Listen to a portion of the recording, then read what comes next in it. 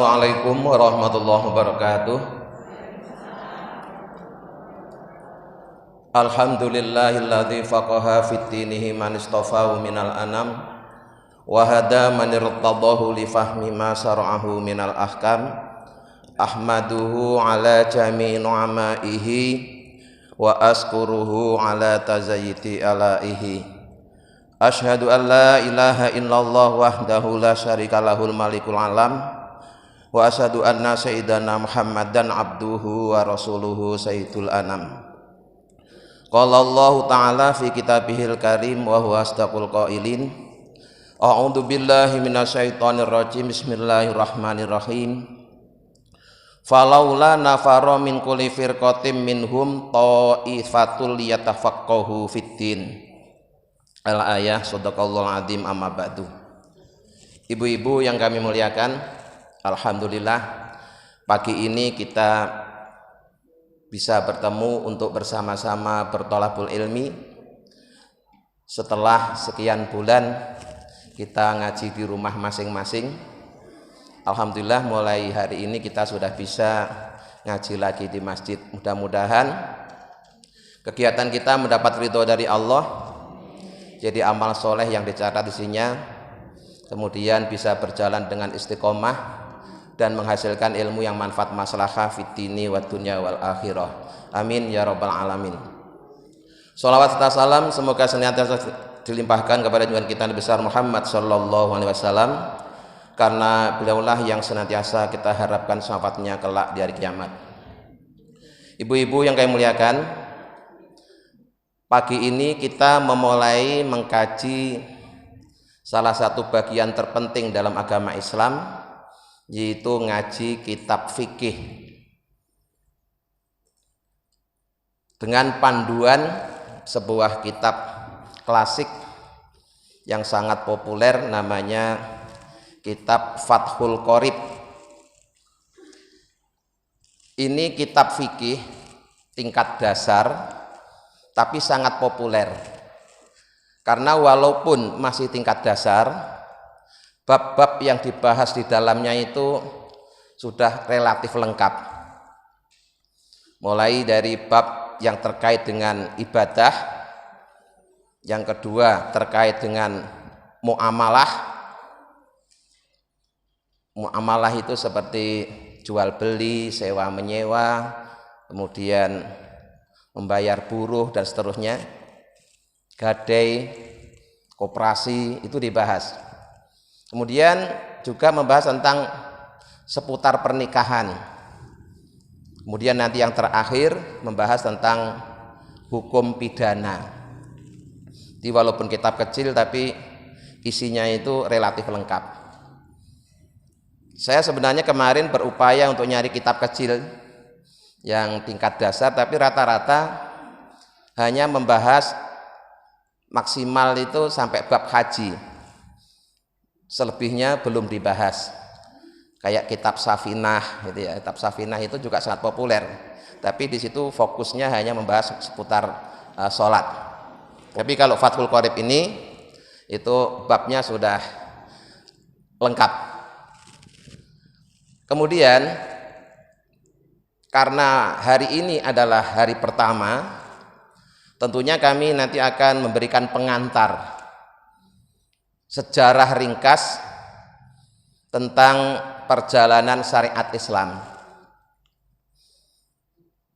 dimulai sejak zaman baginda Rasulullah Shallallahu Alaihi Wasallam masih ada di tengah-tengah umat.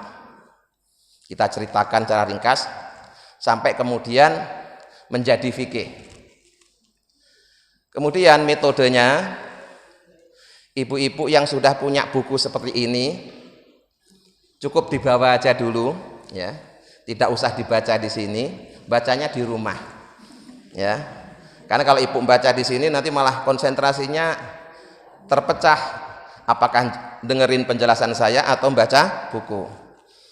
Jadi buku ini untuk panduan, artinya ketika sedang pengajian bulanan ini, ibu kami persilahkan untuk fokus mendengarkan penjelasan saya dan mencatat hal-hal yang perlu dicatat. Kemudian nanti di rumah kalau mau mengulang apa yang sudah kami sampaikan, itu saya tunjukkan bahwa yang saya sampaikan ini terdapat dalam buku ini antara halaman sekian sampai halaman sekian. Jadi ibu baca bukunya ini di rumah saja, ya, di rumah saja. Kalau di sini nanti malah bingung, ya, malah bingung, di rumah aja, ya. Jadi nanti saya kasih tahu bab yang saya bahas ini itu ada di buku ini halaman sekian sampai halaman sekian. Silahkan nanti di rumah dibaca berulang-ulang. Kemudian kalau ada yang tidak paham, nanti bisa ibu catat, terus nanti dalam pengajian berikutnya ditanyakan. Caranya begitu, ya. Jadi ada 30 orang ya Bu yang sudah punya begini ya. Ya, jadi sekali lagi buku ini untuk panduan, bisa ibu baca dan pelajari ketika di rumah. Kalau pas ngaji seperti ini, ibu silahkan fokus mendengarkan penjelasan saya. Kemudian itu kita sediakan papan tulis, dan tadi saya sudah bilang ke bendahara masjid ini papan tulisnya sudah waktunya ganti karena ini peninggalan zaman almarhum Bapak Azman, iya, jadi sudah 3 periode, jadi sehingga sudah boleng-boleng ini. Jadi insya Allah pengajian yang akan datang diganti papan tulis yang bagus. Kemudian Bapak Ibu-ibu nggak perlu takut kalau ini saya tulis Arab semua. Memang terus terang kenapa saya tulis pakai Arab? Saya itu kalau nulis Latin jelek sekali, ya. Karena saya nulis Latin itu hanya saat sekolah di kelas 1 sampai kelas 6. Selebihnya itu terbiasa nulis Arab. Ya. Jadi biar ibu kayak anak pesantren. Yang bisa nulis Arab silahkan ditulis, tapi yang kesulitan nanti saya bacakan, ibu tulisnya pakai tulisan Latin. Baik, ibu-ibu yang kami muliakan, ada bagian-bagian yang saya tulis di situ itu tidak ada di kitab Fathul Qorib karena namanya pengantar, ya. Pertama, yang paling ujung itu di situ ada tulisan nomor 1 Al-Quran, nomor 2 Sunnah, nomor 3 Al-Ijma', nomor 4 Al-Qiyas, ya. Al-Quran, Sunnah, Ijma', Qiyas. Itu di atasnya bisa ibu tulis sumber ajaran Islam, ya. Sumber ajaran Islam yang disepakati oleh para ulama itu ada 4. Pertama Al-Quran, kedua As-Sunnah, ketiga Al-Ijma', dan keempat Qiyas. Ini ditulis dulu aja, nanti penjelasannya kalau nulisnya sudah selesai, biar konsentrasi, ya. Kemudian di bawahnya itu ada lagi, ya, nomor 1 itu Imam Hanafi. Ibu tulis pakai Latin aja yang kesulitan nulis Arab, ya. Yang kedua Imam Maliki. Yang ketiga Imam Syafi'i. Yang keempat Imam Hambali. Nah, Hambali. Itu di atasnya bisa ditulis 4 madhab. Nah, 4 madhab. Nah, judulnya. Kemudian di bagian kedua itu baru mulai masuk ke bahasan kitab Fathul Qorib dengan judul At-Thaharatu, ya. Terus di bawahnya itu lugotan. Lugotan itu bahasa Indonesia artinya bahasa, gitu aja, ya. Di lugotan bahasa Arabnya. Wastilahan, istilah. Jadi toharoh menurut bahasa apa, menurut istilah apa, maksud saya nanti akan saya jelaskan seperti itu, ya. Ya. Jadi yang tidak, kan tulisannya nggak begitu tampak kalau dari jarak jauh, ya. Kemudian di bawahnya lagi itu alatut toharoh, alat-alat bersuci, ya. Alatut toharoh, alat-alat bersuci. Ibu tulis dulu, nanti kalau sudah selesai baru saya jelaskan. Nomor 1 al-ma'u artinya air, ya. 2 At-turabu artinya debu atau tanah. Ya. Kemudian yang ketiga al-hajaru artinya batu. Nanti kita jelasin. Yang keempat ad-dabghu, sama itu apa nanti? Ya, yang penting sekarang ditulis saja dulu. Ya, sama. Kemudian yang kelima an-naru, api. Ya, yang kelima an-naru, api. Dah.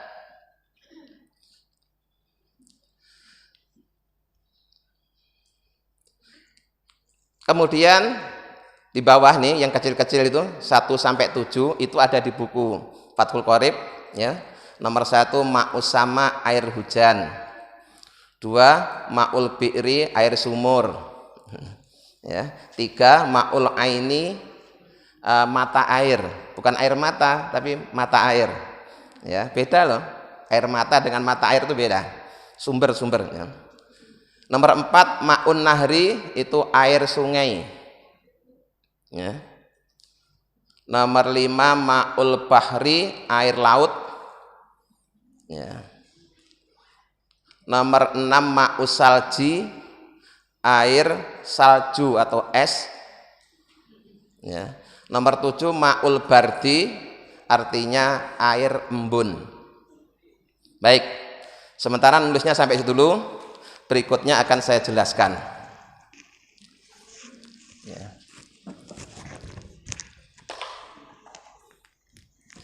Setelah nulis selesai, sekarang konsentrasi mendengarkan penjelasan saya. Ibu-ibu yang kami muliakan, ketika baginda Rasulullah masih ada di tengah-tengah umatnya, sumber ajaran Islam itu tentunya adalah Al-Quran. Kemudian kalau turun ayat Al-Quran kemudian umat itu tidak memahaminya, bisa melihat Rasulullah mempraktekkannya. Misalnya di dalam Al-Quran Allah berfirman, aqimus sholah, dirikanlah sholat. Kalimat tersebut masih sangat umum. Di dalam Al-Quran tidak dijelaskan sholat apa, bagaimana caranya, menghadap kemana, itu masih belum dijelaskan. Tapi kemudian Rasulullah ngasih contoh, begini loh caranya sholat. Nah, ketika Rasulullah mendirikan sholat itu dilihat oleh para sahabat. Maka ketika Rasulullah masih ada di tengah-tengah umat, sumber ajaran Islam yang pertama Al-Quran, yang kedua adalah sunnah Rasulullah. Nah, sunnah di sini itu maknanya bukan sunnah hukum sunnah, bukan. Tetapi yang dimaksud dengan sunnah Rasulullah itu adalah ucapan, perbuatan, dan ketetapan Rasulullah. Apa yang dilakukan oleh Nabi, apa yang diucapkan oleh Nabi, dan apa yang ditetapkan oleh Nabi itu namanya sunnah. Bukan hukum sunnah, ya beda lagi. Ya. Atau dengan kata lain lebih populer disebut hadis. Nah. Kemudian di zaman Rasulullah itu Al-Quran sendiri juga belum dibukukan, masih ada di hati masing-masing sahabat. Jadi kalau turun ayat Rasulullah menyampaikan pada sahabat, oleh sahabat dihafal. Ada juga yang ditulis di beberapa benda, bisa di kulit atau di pelepah kurma. Yang jelas masih berceceran. Sampai kemudian ketika Al-Quran sudah lengkap, ya, kemudian Rasulullah wafat, di masa pemerintahan Khalifah Abu Bakar itu sahabat Umar mengusulkan agar Al-Quran itu dibukukan. Ya, jadi di zaman Rasulullah itu Al-Quran belum dibukukan, baru ada di hati masing-masing sahabat. Baru dibukukan itu diusulkan pada masa pemerintahan Khalifah Abu Bakar, yang mengusulkan Sayyidina Umar. Ketika itu Abu Bakar menjawab tidak berani, karena ini termasuk bid'ah. Rasulullah tidak pernah menyuruh kita untuk membukukan Al-Quran. Tetapi Sayyidina Umar mengatakan, kalau Al-Quran tidak dibukukan, sementara para penghafal Al-Quran banyak yang gugur di medan perang, khawatir nanti Al-Quran hilang. Akhirnya setelah melalui diskusi, kemudian disepakati, dibentuklah panitia penulisan Al-Quran. Walaupun penulisan Al-Quran dimulai sejak pemerintahan Abu Bakar, tapi baru sempurna pada masa Khalifah Utsman bin Affan. Ini khalifah yang ketiga, ya. Jadi usulannya sudah ada sejak pemerintahan Khalifah Abu Bakar, tapi baru sempurna penulisan Al-Quran dalam satu mushaf itu di zaman Sayyidina Utsman bin Affan. Makanya Al-Quran yang beredar di dunia itu disebut dengan istilah Utsmani, Utsmani, penulisan dengan standar di zaman Sayyidina Utsman bin Affan. Nah, kemudian sepeninggal Abu Bakar diganti Umar meninggal diganti Utsman meninggal diganti Sayyidina Ali. Pada saat itu hadis belum ditulis, ya, hadis belum ditulis, masih ada dalam ingatan, ya, hati para sahabat. Baru pada masa tabi'in, ya, ini ceritanya ringkes saja. Masa tabi'in itu masa sesudah para sahabat, ya, masa sudah para sahabat. Itu baru ada penulisan hadis, ya. Mengapa di zaman Rasulullah kok hadis nggak boleh ditulis, atau di zaman Umar nggak ditulis? Khawatir nanti masyarakat tidak bisa membedakan mana yang hadis, mana yang Al-Quran. Jadi saat itu fokus nulis Al-Quran saja, membukukan Al-Quran. Hadis belum ditulis. Ide penulisan hadis itu baru generasi berikutnya, generasi tabi'in lah, ya. Nah, termasuk kitab hadis tertua itu namanya kitab hadis Muwatta, ya, Muwatta. Jauh sebelum Bukhari Muslim. Muwatta itu ditulis oleh Imam Malik. Nah, jadi penulisan hadis itu baru di zaman tabi'in. Terus berkembang. Di zaman tabi'in, ya, ketika ada persoalan, itu cara memutuskannya pertama dicari dari Al-Quran. Kalau di Al-Quran nggak ketemu, dicari di hadis. Kalau di hadis juga nggak ketemu, baru mereka bermusyawarah, berdiskusi, ya, berdiskusi. Nah, hasil diskusi itu namanya ijma, ya, namanya ijma. Dan ini diizinkan oleh Rasulullah, bahwa untuk orang-orang yang telah memenuhi syarat itu dibolehkan melakukan ijtihad, yaitu mengerahkan daya dan upaya untuk menyimpulkan satu hukum. Sumber utamanya, rujukannya tetap Al-Quran dan hadis. Nah, terus zaman berkembang, jadi sudah mulai ada tambahan ijma, Al-Quran, hadis, dan ijma. Zaman terus berkembang, banyak muncul persoalan-persoalan yang di zaman Nabi tidak pernah terjadi, di zaman sahabat juga tidak pernah terjadi, tapi saat ini peristiwa itu terjadi. Terus bagaimana cara menghukuminya? Maka kemudian ada yang namanya qiyas. Qiyas itu apa? Qiyas itu bahasa Arab, kalau bahasa kerennya analogi, persamaan. Jadi peristiwa yang terjadi di zaman sekarang, ya, yang tidak pernah terjadi di zaman Rasulullah, itu dicari persamaannya, Contohnya, saat ini kalau ibu-ibu mau ibadah haji, itu biasanya naik apa? Pesawat, kan, ya, pesawat, bis. Kalau Bapak Ibu mencari dalilnya bagaimana hukumnya ibadah haji naik pesawat terbang, ya, naik bis, nggak bakalan ketemu di Al-Quran maupun hadis, nggak bakalan ketemu. Kenapa? Zaman Al-Quran belum ada pesawat, zaman hadis belum ada pesawat, zaman di ijma aja juga belum ada, tapi ada kesamaan, ada peristiwa yang menyamai dengan pesawat. Apa itu? Onta, kuda, ya. Di onta, kuda, bis, pesawat itu ada unsur kesamaannya. Apa kesamaannya? Dari segi fungsi, ya, dari segi fungsi. Bentuknya yang beda, yang satu pesawat, yang satu onta, kan nggak sama.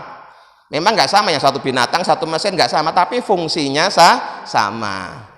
Onta difungsikan sebagai kendaraan. Di Rasulullah kalau dari Madinah ke Mekah naik onta. Nah, jamaah haji Indonesia dari Indonesia ke Mekah naik pesawat. Maka hukumnya ketika kita bepergian jauh naik pesawat sama dengan hukumnya ketika zaman Rasulullah orang pergi jauh dengan naik onta. Itu namanya qiyas. Gitu ya. Udah ya, sampai qiyas. Nah, satu-satu aja contohnya. Nanti kalau kebanyakan malah bingung. Ini kuliah S1 ini. Ya, S1 atau S2. Ya.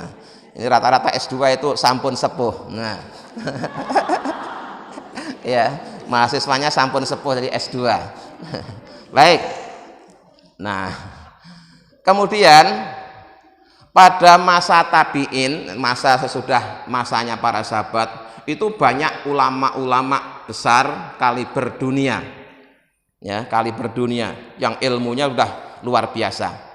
Tapi dari beberapa puluh orang ulama itu yang kemudian abadi hingga saat ini itu hanya 4, ya.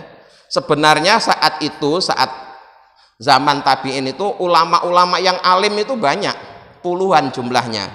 Tapi kemudian yang hingga saat ini masih utuh itu hanya tinggal 4. Kenapa? Mereka yang hilang itu karena mereka tidak meninggalkan karya tulis, atau santrinya tidak mau menulis.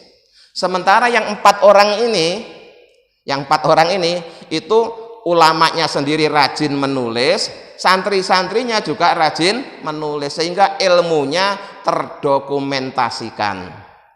Maka walaupun dulu banyak ulama-ulama besar, tapi yang kemudian menjadi imam madhab di dunia Islam itu hanya 4. Karena 4 orang inilah yang dokumentasinya lengkap. Kalau yang lain-lain itu nggak punya karya tulis, hanya dihafal. Kalau yang menghafal meninggal, hilang. Nah, tapi kalau ditulis, walaupun yang menghafal hilang, masih ada sisa tulisannya. Maka tulisan itu perlu.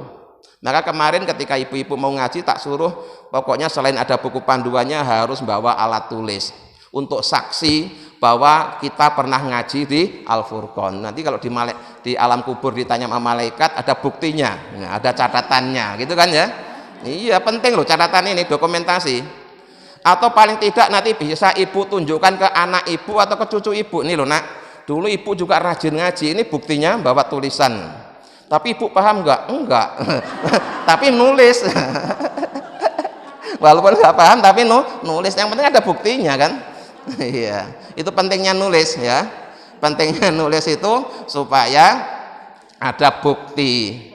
Ya, karena begini ya, kita dulu waktu kecil itu ada nyanyian, belajar di waktu kecil bagai mengukir di atas batu, belajar sesudah dewasa bagaikan mengukir di atas air. Ngukir di atas batu dengan ngukir di atas air enakan mana? Batu. Kalau anak kecil itu diajarin langsung nancep, seumur hidup ingat. Nah, tapi kalau udah dewasa, udah S2 ini ya, itu kayak mengukir di atas air. Pas dijelasin ini ya kayaknya iya mantuk-mantuk kayak paham. Nyampe rumah ditanya tadi ngomong apa Bu Pak Mustahid, nggak tahu. Ya wajar namanya udah S2, tapi udah dapat pahala ya. pahalanya ngaji. Ya, itu pentingnya nulis ya. Jadi keempat ulama madhab ini mengapa mereka abadi sampai sekarang? Karena ilmu-ilmunya didokumentasikan, ditulis oleh beliau-beliau sendiri maupun oleh para santri-santrinya. Ada madhab Hanafi, madhab Maliki, madhab Syafi'i, dan madhab Hambali. Hubungan keempat orang ulama itu adalah antara guru dan murid. Ya, hubungan keempat ulama ini adalah antara guru dan murid. Tetapi karena tinggal di tempat yang berbeda, pada masa yang berbeda, dengan situasi yang berbeda, terkadang-kadang di antara empat orang ini berbeda pendapat. Ya, jadi hal yang wajar. Ya, karena zamannya sudah berubah, masyarakat yang dihadapinya juga berbeda, maka kadang-kadang keempat ulama ini dalam memutuskan suatu persoalan suka berbeda. Yang satu bilang wajib, yang satu bilang sunnah, yang satu hanya mubah, dan seterusnya. Itu hal yang wajar. Tapi kalau perbedaan itu terjadi di kalangan para ulama, itu kata Rasulullah, ikhtilafu ummati rahmatun. Perbedaan di kalangan ulamaku itu menjadi rahmat. Ummati di situ maknanya bukan ummati orang awam, tapi ummati maknanya para ulama. Satu contoh kecil aja ya. Sebenarnya perbedaan itu sudah ada sejak zaman Rasulullah. Tapi kalau zaman Rasulullah bisa langsung ditanyakan ke Nabi. Abu Bakar, Sayyidina Abu Bakar kalau sholat taraweh, habis sholat taraweh langsung witir. Tapi kalau Sayyidina Umar bin Khattab tidak. Dia sholat taraweh aja, nanti witirnya kalau sudah mau subuh. Ketika hal ini ditanyakan kepada Rasulullah, kedua-duanya benar, kedua-duanya boleh. Yang Abu Bakar mewakili orang-orang yang khawatir nanti tidak bisa bangun sebelum subuh, sehingga khawatir witirnya hilang, maka habis sholat taraweh langsung witir. Lah Umar bin Khattab ini mewakili yang mereka gampang bangun, ya, maka witirnya dijadikan penutup sholat malam. Kedua-duanya benar. Ya. Dan kita akhirnya sebagai umatnya bisa milih. Mau sholat tarawih langsung witir silahkan, mau witirnya ditaruh belakangan juga silahkan. Itu jadi rahmat. Contoh satu gitu aja. Nah, kemudian dari keempat madhab itu yang masuk ke Indonesia adalah mayoritas madhab Imam Syafi'i. Ini kebetulan aja ulama-ulama penyebar Islam di bumi Nusantara ini sejak dari Aceh sampai Papua itu adalah rata-rata ulama yang mengikuti madhab Imam Syafi'i. Walaupun ada beberapa hal kita ini ikut Imam Hanafi atau Imam Maliki. Salah satu contoh ya, Muslimah Indonesia itu dalam hal berpakaian itu rata-rata sebenarnya yang diikuti bukan Imam Syafi'i tapi Imam Hanafi. Apa itu? Ketika dia pakai baju muslimah itu mukanya masih tampak dan telapak tangannya masih tampak. Padahal kalau menurut madhab Imam Syafi'i harusnya ditutup semua, pakai cadar. Tapi kenapa kok di Indonesia katanya Mas Syafi'i tapi dalam hal berpakaian ikut Hanafi? Ini nanti disesuaikan dengan aktivitas masyarakatnya. Orang Islam di Indonesia itu aktivitasnya tidak seperti orang di Arab. Ada yang jualan di pasar, ada yang kerja di sawah. Lo kerja di sawah terus pakai cadar kan repot banget. Iya kan? Repot, makanya tuh kita ikut madhab Hanafi gitu loh ya. Jadi boleh-boleh aja yang seperti itu. Nah, jadi dari sekian madhab itu yang berkembang di Indonesia, yang dianut mayoritas umat Islam Indonesia adalah madhab Imam Syafi'i. Nah, kalau di zaman sahabat hanya nulis Al-Quran, di zaman tabi'in ditambah dengan nulis hadis, maka di zaman tabi'in itu mulai ada penulisan kitab fikih. Ya, tabi'in itu pengikutnya pengikut, jadi generasi keempat ya, di bawah zaman Nabi. Itu mulai para ulama-ulama itu menulis kitab fikih. Ya. Terus berkembang sampai kemudian, nah, salah satu kitab fikih yang populer dan kitab fikih itu bermadhab Syafi'i adalah kitab Fathul Qorib. Ya, jadi nyampe kan ya, nyambung kan ya.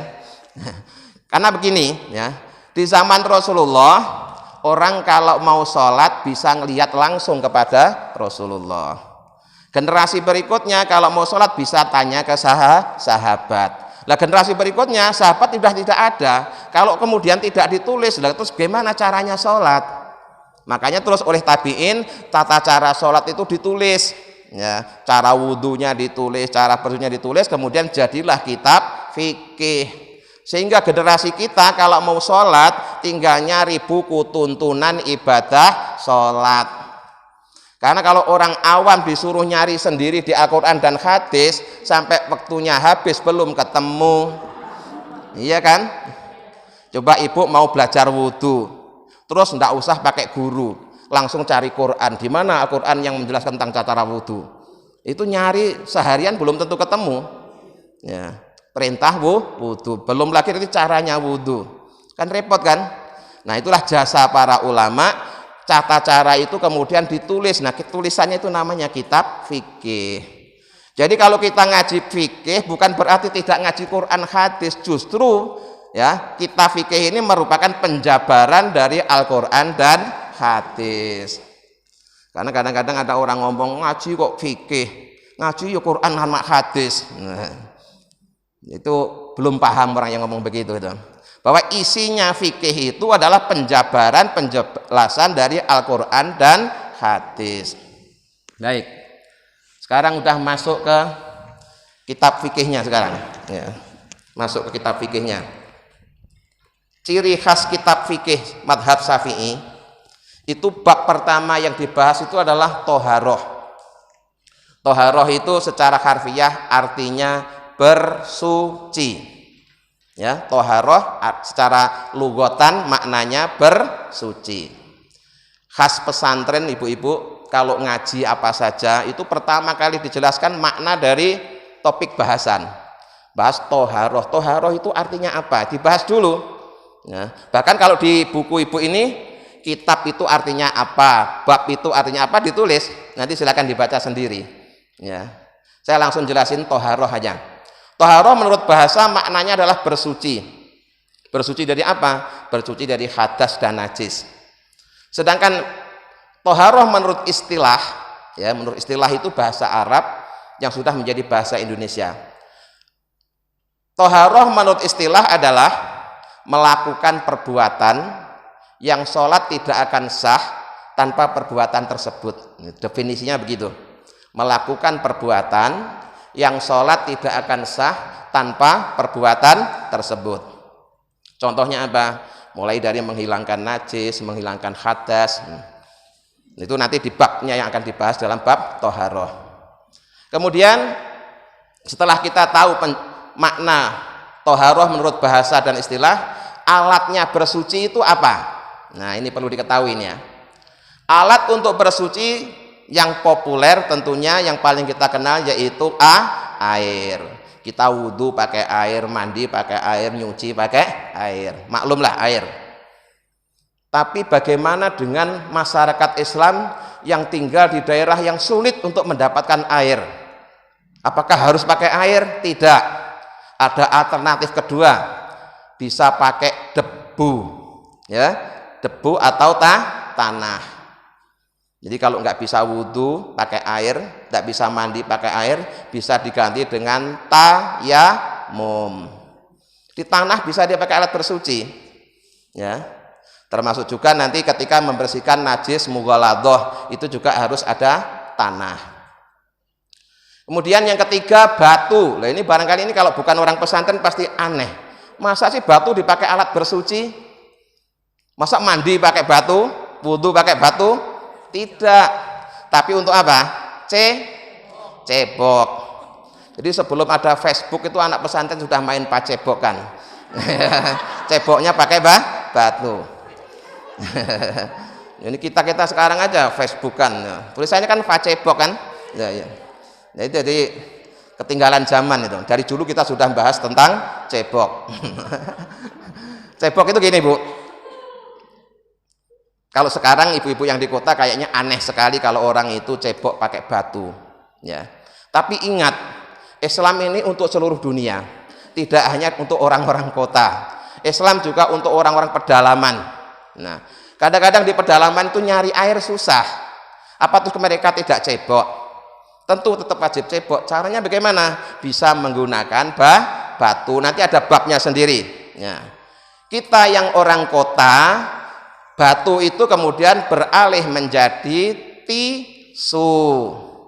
Ya, menjadi tisu. Jadi tisu itu ngikuti batu. Karena yang pertama kali dikenal ya batu. Termasuk ini, ibu-ibu yang orang kampung, ini saya masih ingat zaman kecil saya, kalau mau bepergian bersama anak kecil, dibawain batu. Cuma di situ bilangnya begini, supaya anak ini selama bepergian dia tidak buang air. Karena kalau buang air ngerepotin kan, apalagi zaman dulu belum ada pampers. Padahal aslinya dalam fikih maksudnya bawa batu itu kalau dia buang air, ndak ada air, bisa cebok pakai batu. Batunya sudah dibawa. Maksudnya begitu. Kok malah didoain mudah-mudahan nanti mengeras kayak batu. Nah, ini nanti kalau terus batunya lupa nggak dibuang, akhirnya dia nggak bisa buang air kan malah jadi penyakit. Ya, itu. Jadi nanti ada caranya ya, cebok pakai batu itu. Batunya sudah disiapkan sebelum kita buang air. Begitu buang air selesai langsung diusap pakai batu. Jangan buang air dulu baru nyari batu. Wah, bisa belepotan kemana-mana itu. Ya kalau cepat ketemu, kalau enggak, nah itu nanti ada babnya sendiri ya, bersambung. Nah. Kemudian ada satu lagi adabgu. Adabgu itu sama. Ini khusus untuk mensucikan kulit bangkai. Ya, kulit bangkai. Jadi misalnya ada harimau mati, terus ibu pengen ngambil kulitnya untuk rompi, ya. Jadi karena punya grup trio macan, banyak rompi dari kulit macan. Lah itu bisa enggak? Bisa. Caranya harus disamak dulu supaya suci. Pengen punya dompet dari kulit buaya, nah, bisa aja.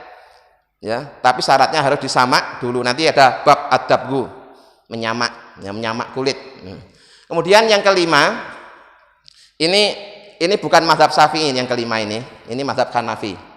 Bahwa salah satu alat bersuci itu adalah api. No, aneh kan? Masa api dipakai alat bersuci, masa wudhu pakai api, mandi pakai api?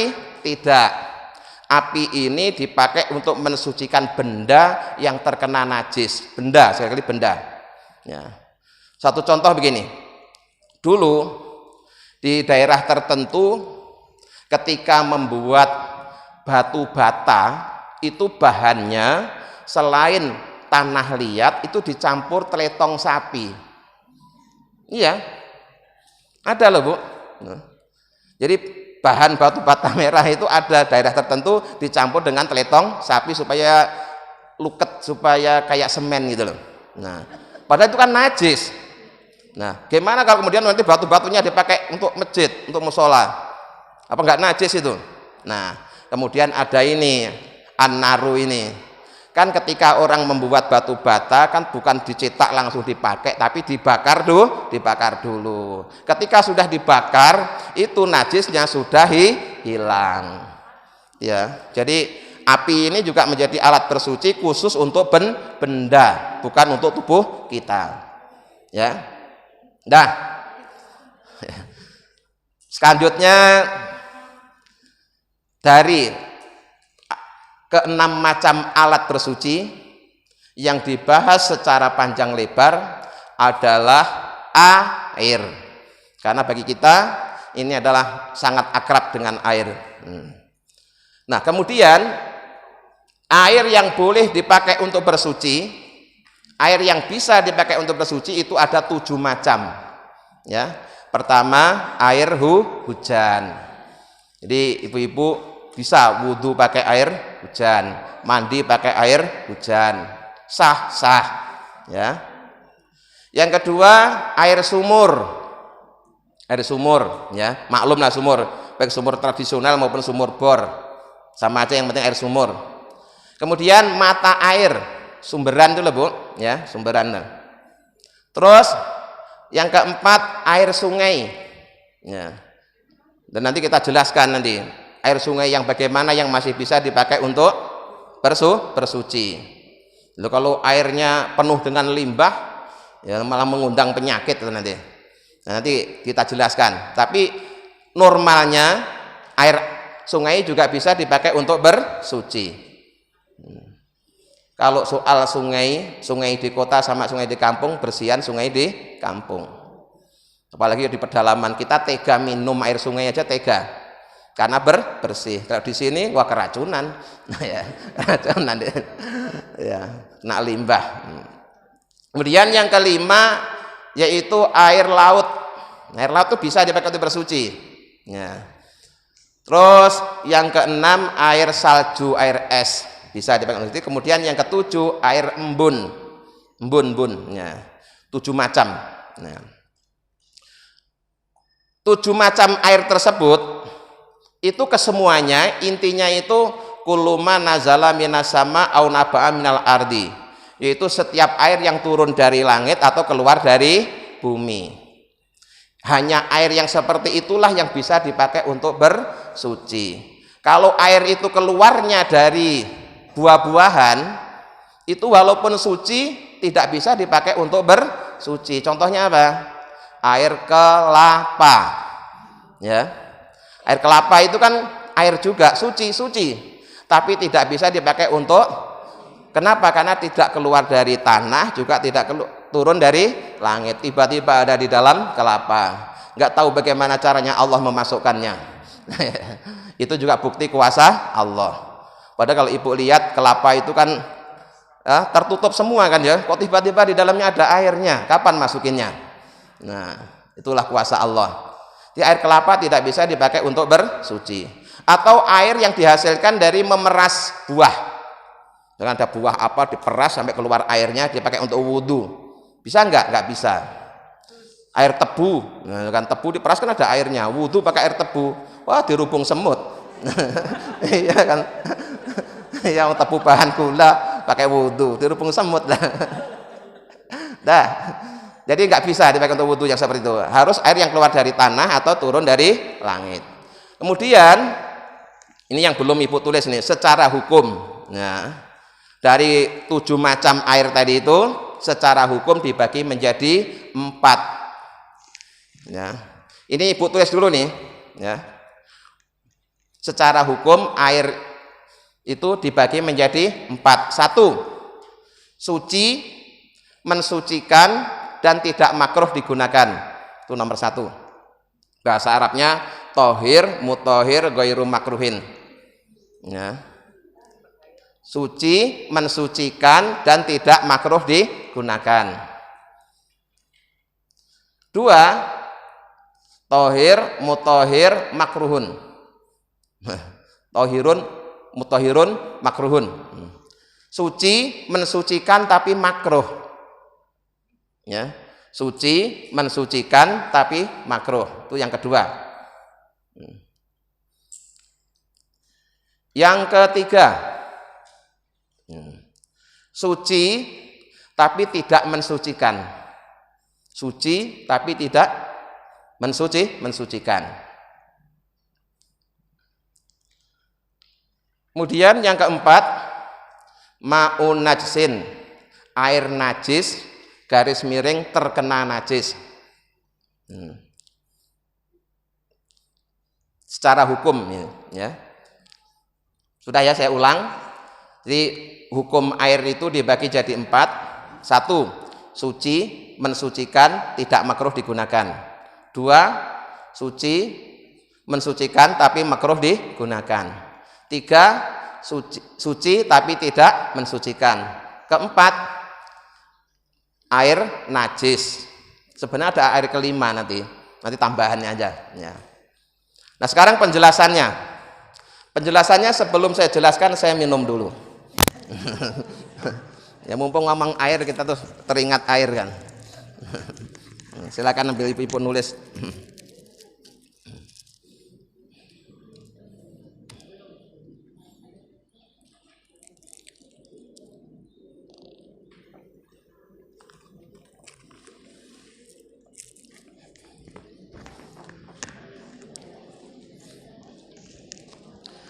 Hukum air terbagi menjadi 4 Yang pertama, suci, mensucikan dan tidak makruh digunakan. Yang perlu saya jelaskan pertama, ada kalimat suci dan mensucikan. Mengapa harus ada kalimat seperti itu? Karena ada suci tapi tidak mensucikan. Maksudnya suci mensucikan itu gini, airnya sendiri suci dan air itu bisa digunakan untuk bersuci. Ya, airnya suci dan bisa dipakai untuk bersuci, itu namanya tohir mutohir. Bukan Pak Tohri Tohir, bukan ya. Tohir mutohir, suci dan mensucikan. Serta tidak makruh. Tidak makruh. Artinya tidak makruh itu ya boleh dipakai. Contohnya apa? Contohnya itu disebut dengan istilah air mutlak. Air mutlak. Air mutlak itu apa? Air yang namanya mengikuti tempatnya. Ya. Air yang namanya mengikuti tempatnya, gitu aja. Yang istilah yang paling mudah. Ya.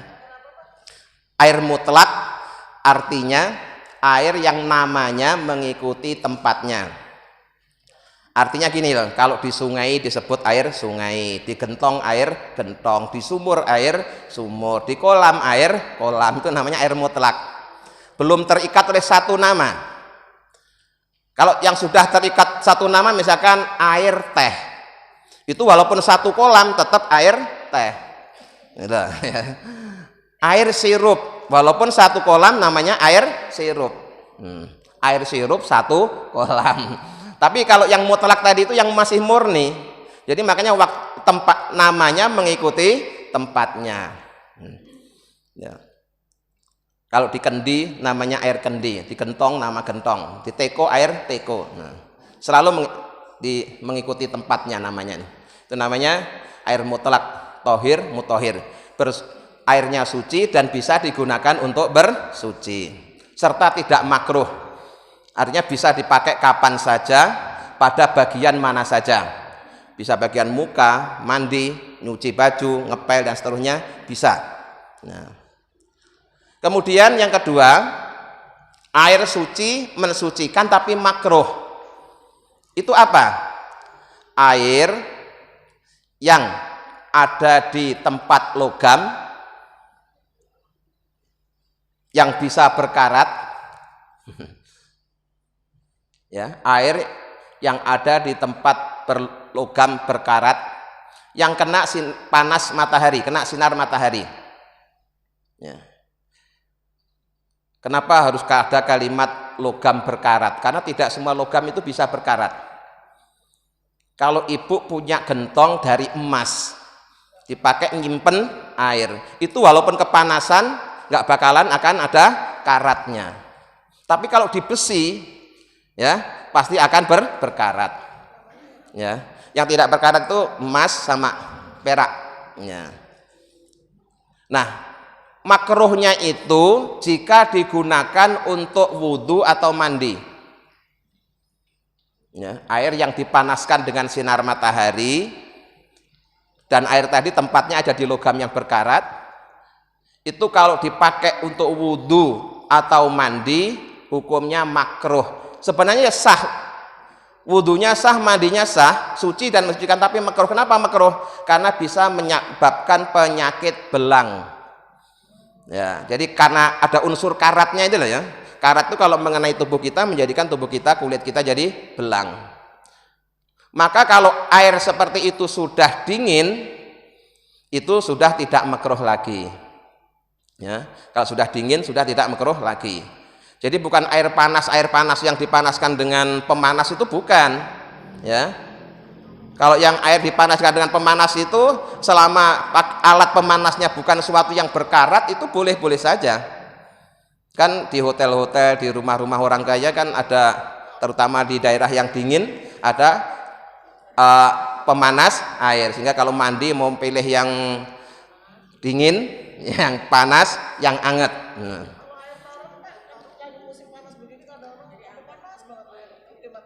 Iya. Kalau tempatnya tidak menimbulkan karat, tidak apa-apa.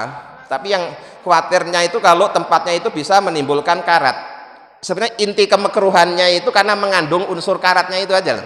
ya. Inti kemekruhannya itu karena mengandung unsur karat, itu kalau kena tubuh kita bisa menjadikan kulit kita rusak.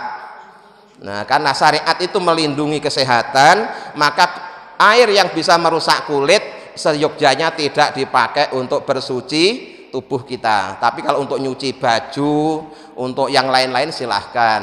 Ya. Atau kalau mau dipakai wudhu atau mandi, tunggu kalau sudah dingin supaya antara air dan karatnya sudah terpisah. Nah ya, paham ya itu ya. Jadi yang makruh itu tadi yang dipanaskan dengan panas matahari dan tempatnya itu bisa menimbulkan karat. Kalau tidak menimbulkan karat tidak masalah. Tidak masalah. Hanya tidak masalah itu ya boleh-boleh saja.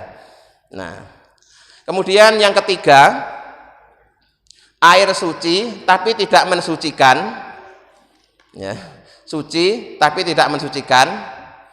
Itu ada dua. Ya, ada dua. Airnya suci tapi tidak bisa lagi dipakai untuk bersuci, itu ada dua. Pertama, air mustakmal. Silakan ditulis. Air mustakmal. Pengertian mustakmal itu ialah air yang sudah digunakan untuk bersuci untuk basuhan wajib. Ini kalau di kitab itu rinci sekali. Ya, karena ini terkait dengan hukum, bahasa hukum itu harus teliti. Salah kata status hukumnya jadi berubah. Air mustakmal ialah air yang telah digunakan untuk menghilangkan hadas atau najis dalam basuhan wajib. Dalam basuhan wajib. Kalau tidak dalam basuhan wajib tidak mustakmal. Contohnya gini. Kita wudhu, wajibnya membasuh muka itu berapa kali?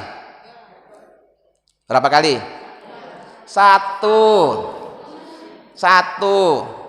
Ya. Kenapa kok kita taunya 3? Dari kecil di TK wudhu diajarin 3 kali. Padahal aslinya wajibnya cuma 1 kali. Yang kedua dan ketiga itu hukumnya sunnah. Maka air mustakmal itu adalah air yang telah digunakan basuh muka untuk basuhan pertama. Kalau basuhan kedua itu tetesannya sudah tidak mustakmal lagi. Maksudnya begitu ya. Air mustakmal maknanya sudah digunakan, dengan kata lain bekas. Ya, bekas. Air bekas dipakai untuk mensucikan hadas maupun najis namanya mustakmal. Tapi syaratnya untuk basuhan yang wajib. Nah, basuhan yang wajib itu kalau dalam wudhu hanya 1 kali, sehingga basuhan kedua dan ketiga itu sudah tidak disebut mustakmal lagi. Ya. Cuma nanti kita ajarin bagaimana cara ngitungnya. Walaupun kelihatannya 3, tapi kalau 3 itu baru rata sekali, namanya itu baru 1 kali. Ya, nggak langsung dari awal dihitung 1, 2, 3. Dilihat dulu cara membasuhkannya. Termasuk nanti cara menghilangkan najis mughaladhah, kan dibasuh 7 kali. Itu ada caranya menghitung, ya. 7 kali itu setelah bagaimana itu nanti di babnya sendiri, ya. Nah, di pertama yang termasuk air suci tapi tidak mensucikan adalah air bekas, gitu aja ya. Bekas mandi atau bekas wudhu untuk basuhan yang wajib. Kalau basuhan yang sunnah, airnya tidak termasuk mustakmal, artinya tetap bisa dipakai untuk bersuci. Kemudian air mustakmal yang sudah campur dengan air yang tidak mustakmal, maka menjadi bisa dipakai untuk bersuci lagi. Kayak ibu misalkan wudhu di kolam, ya, wudhu di kolam atau di bak mandi zaman dulu itu, bak mandi misalnya, itu kan yang sudah dipakai untuk basuh muka kan dibuang di situ lagi. Itu tidak masalah. Kenapa? Karena sudah campur dengan yang lain. Iya. Zaman saya ngaji juga masih ada itu di masjid-masjid musola itu masih bak mandinya seperti itu. Bahkan itu untuk cadangan hukuman santri nakal. Datang terlambat ngisi bak mandi begitu. Bisa diterapkan di sini nanti. Di sini ngisi bak mandi gampang, tinggal klik udah nyala mesinnya. Ya. Nah, jadi kalau kita wudhu di bak mandi atau di kolam itu kan yang sudah dipakai untuk basuh muka kan jatuh ke situ lagi. Tapi karena sudah campur dengan air 1 kolam, maka itu tidak masalah. Yang jadi masalah kalau misalnya ibu basuh muka terus tetesannya ditaruh di tempat sendiri, ya. Basuh tangan terus cipratannya taruh di tempat sendiri, itu khusus air mustakmal, itu nggak boleh. Ya. Ya, loh, itu bisa terjadi loh, Bu. Misalkan kita tinggal di daerah yang sulit mendapatkan air, wudhu itu harus benar-benar ngirit, jangan sampai ada air terbuang. Bahkan bekas wudhunya bisa dimanfaatkan untuk ngasih minum binatang. Nah, itu Islam sampai ngaturnya seperti itu. Ya, jadi nggak boleh buang-buang air sampai segitunya. Bisa terjadi, maka ada hukumnya. Ya. Yang kedua, suci tapi tidak mensucikan adalah air yang telah berubah sifatnya. Air yang telah berubah sifatnya disebabkan benda suci. Di berubahnya itu karena benda suci. Contohnya, air putih tawar itu kan suci. Gula pasir suci apa enggak? Suci kan? Tapi kalau gula pasir ini dicampur dengan air tawar, maka sifatnya air tawar berubah menjadi manis. Air yang telah bercampur gula itu suci. Kenapa? Airnya suci, gulanya suci. Tapi ibu jangan wudhu pakai air gula. Kasusnya sama, dirubung semut. Iya kan? Sirup itu suci apa enggak? Suci kan? Terus misalkan ibu air 1 galon dituangin sirup 1 botol, diaduk-aduk terus dipakai wudhu. Suci tapi tidak mensucikan. Kenapa? Sifat airnya telah berubah. Yang dimaksud sifat air itu 3. Rupa, rasa, bau. Ya, rupa, rasa, bau. Jadi air tawar kalau salah satu dari 3 sifatnya ini berubah, walaupun perubahannya disebabkan benda suci, itu bisa menjadi tidak bisa dipakai untuk bersuci. Air campur gula, air campur kopi, air campur teh, air campur sirup. Nah, atau dikasih parfum. Jadi air 1 bak mandi dikasih parfum 1 botol akhirnya wangi. Ya, menjadi tidak bisa dipakai untuk padahal parfumnya juga suci. Nah, tapi apakah setiap yang berubah itu kemudian menjadi tidak bersuci? Belum tentu. Nanti ada bahasan tersendiri. Kalau berubahnya karena faktor alamiah, itu tetap bisa dipakai untuk bersuci.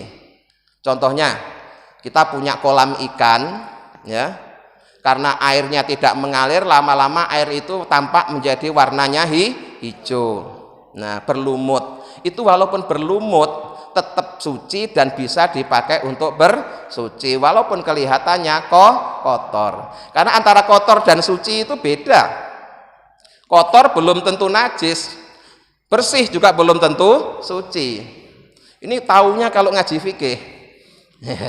Kalau di lantai masjid ini kemudian ditebari tanah sama daun-daun kering, ibu bilangnya apa? Kotor, tapi suci enggak? Suci. Kenapa? Tanah suci, daun kering suci. Walaupun kotor. Tapi kalau misalkan ibu lihat di sini dijilatin nama anjing, walaupun enggak tampak, kelihatannya bersih, tapi najis. Ini memang beda, ya. Bersih belum tentu suci. Suci juga belum tentu bersih. Ada juga suci tapi kotor. Ya tadi itu tanah itu kan kotor, ya. Tapi suci. Nah, itu loh. Nah, jadi kalau air berubah itu disebabkan karena faktor alamiah, kayak berubah warnanya karena ada lumut yang tumbuh, itu tetap bisa dipakai untuk bersuci. Artinya kalau memang terpaksa nggak ada air lain, silahkan wudhu pakai air yang berlumut. Tapi kalau ada yang lebih bersih, ya tentu kita milih yang lebih bersih.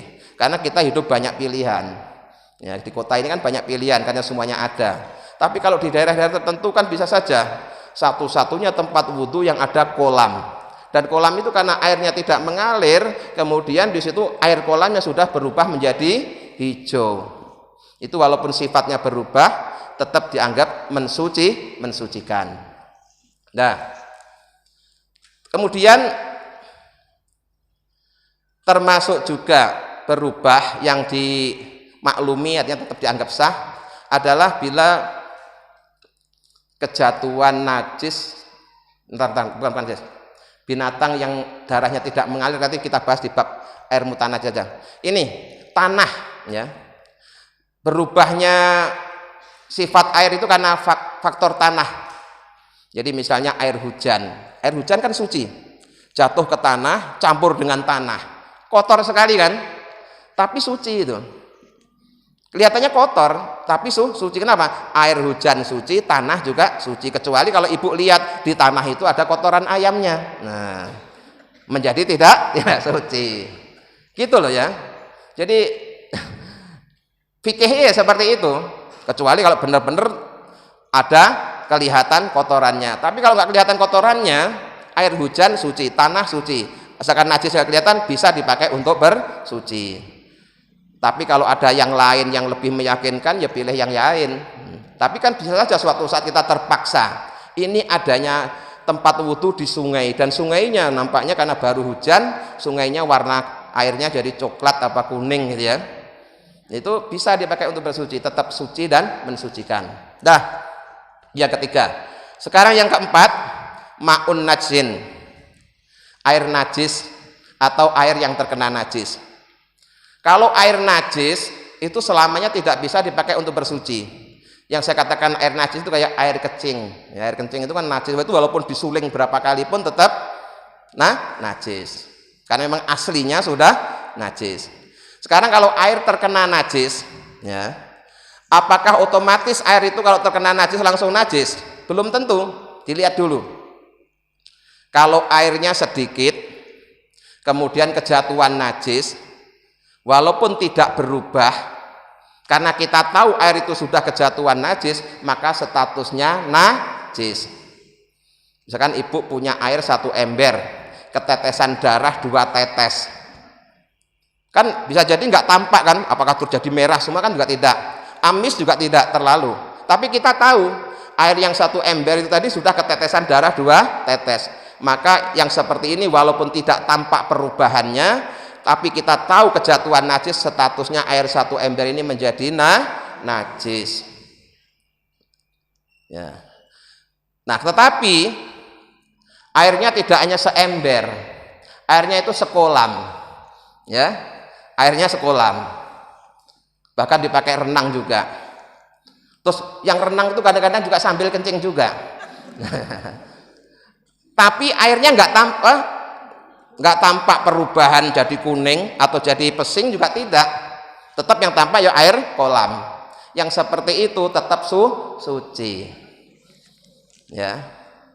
Jadi airnya banyak, kejatuhan najis, tapi tidak tampak karena saking banyaknya air, dan juga tidak tampak perubahannya, ya. Kalau ibu mencium air kolam renang, ya masih biasa-biasa saja, nggak bau, kemudian bau kencing juga tidak, warnanya juga tetap bening.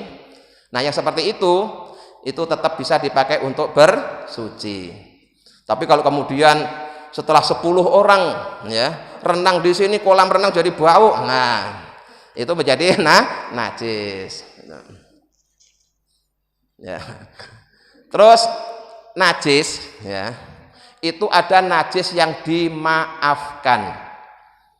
Ya, ada najis yang dimaafkan. Sebenarnya najis tapi dimaafkan. Contohnya apa? Bangkai binatang yang darahnya tidak mengalir. Contohnya bangkai nyamuk, bangkai semut, bangkai lalat. Ya. Itu kan jenis-jenis binatang yang darahnya tidak mengalir, itu bangkainya itu tetap bangkai. Aslinya najis tapi dimaafkan. Ya, artinya begini loh ya. Kalau suatu saat di tempat wudhu ibu itu ada bangkainya nyamuk, bangkai lalat, atau bangkai semut, maka air itu masih bisa dipakai untuk bersuci. Dengan catatan tidak ada unsur kesengajaan. Unsur kesengajaan itu bagaimana? Ibu punya bak mandi 2 meter kali 3 meter, besar sekali kan? Terus sengaja di sini ada bangkai semut 1 keranjang, masukin semua. Itu kan sengaja itu ya, kurang kerjaan itu. Kalau ada unsur kesengajaan seperti itu ya tidak dimaafkan. Tapi kan umumnya kayak bangkai semut, bangkai nyamuk, bangkai lalat kan paling cuma 1, 2, 3 cuma gitu aja kan ya.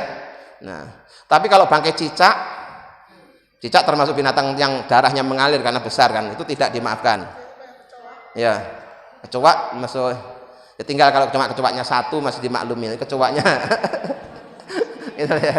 Jadi dilihat-lihat dulu ya. Kalau tikus apalagi tikus. Ya, itu maksud saya begitu. Ya, jadi air sedikit bila kejatuhan najis walaupun tidak berubah hukumnya najis.